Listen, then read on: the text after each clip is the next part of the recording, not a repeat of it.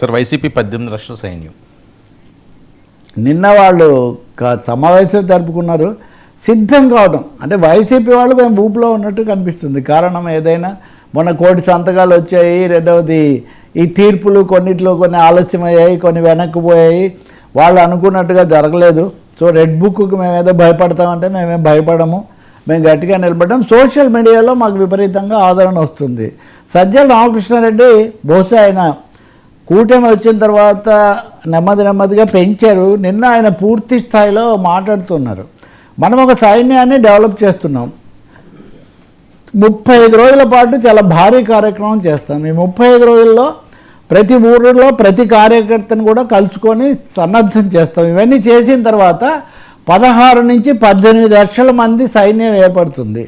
వీళ్ళు ఏ విషయాన్ని కూడా వదిలిపెట్టే ప్రసక్తి లేదు. నేరుగా జగన్మోహన్ రెడ్డి వీటన్నిటిని కూడా పర్యవేక్షిస్తారు. జగన్ కూడా ఈ సోషల్ మీడియా చేస్తున్న కృషిని చాలా హర్షించి దాని మీద మనం శ్రద్ధ పెట్టాలనుకుంటున్నారు.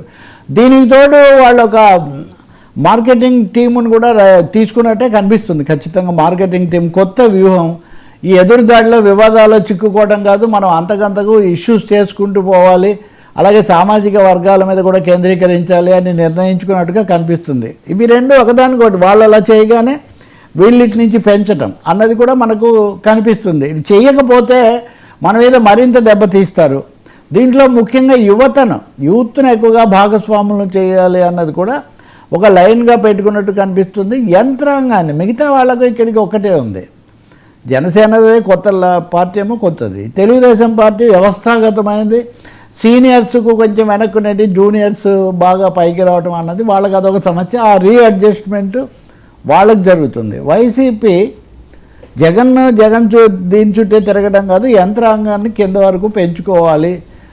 ఎంతవరకు పోయిందంటే ఇప్పుడు కేంద్రంలో ఉపాధి హామీ బిల్లు ఆ చర్చ అంతా జరుగుతుంటే ఇదంతా కూడా అసలు రాష్ట్రం నుంచే వచ్చింది, రాజశేఖర రెడ్డి ఉన్నప్పుడు చేసిన దానికి ఇది మరో రూపం అని కూడా వాళ్ళు ప్రచారం మొదలుపెట్టారు. అంటే ఏ అవకాశాన్ని కూడా ఇటు పాజిటివ్ ప్రచారానికి అటు ఎదుర్కోవడానికి ఏమాత్రం వదిలిపెట్టకూడదు. మొన్న చూస్తే కనుక జగన్ పుట్టినరోజు ఏదో రాబోతుంది. సో జగన్ ఒక్కసారిగా షాక్ అయ్యాడని, ఏమైనా ఆయన విమానంలోకి పోగానే అక్కడ ఉన్న అమ్మాయి చిన్న పిల్లలు కొంతమంది ఆయన గ్రీట్ చేస్తున్నారు ముందస్తుగా. సో దీనికి కూడా నిన్నటి నుంచి పెద్ద భారీ ప్రచారం.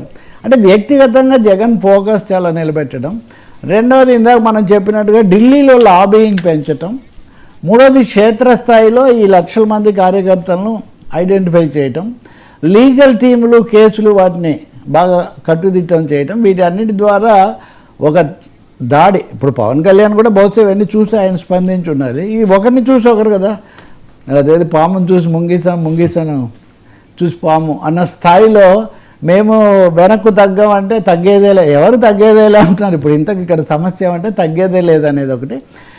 ఈ పీపీపీ అంశం మీద మటుకు చాలా ప్రజా వ్యతిరేకత మూట కట్టుకుంది ప్రభుత్వం అనవసరంగా. కానీ దాన్ని మార్చుకోగలిగిన పరిస్థితిలో కూటమి లేదు, ఎందుకంటే నిధులు లేవు అని వాళ్ళు చెప్తున్నారు. అందుకనే ఈరోజు పత్రికలు చూస్తే కూడా విశాఖలోనే ఒక 3 రహదారులు పీపీపీ నమూనాకి ఇవ్వాలని వాళ్ళు తీర్మానం చేశారు, నిర్ణయం. మళ్ళీ అది ఎవరికి ఇస్తారు, ఎంత ఇస్తారు, ఇవన్నీ కూడా చర్చనీయం కాబోతున్నాయి. సో ఒక భారీ రాజకీయ పార్టీ పరమైన యుద్ధం అయితే జరగబోతున్నట్టు కనిపిస్తుంది. మాజీ ఐఏఎస్లు కూడా చాలామంది ఇందులో గొంతు కలుపుతున్నారు, అది కూడా కనిపిస్తుంది.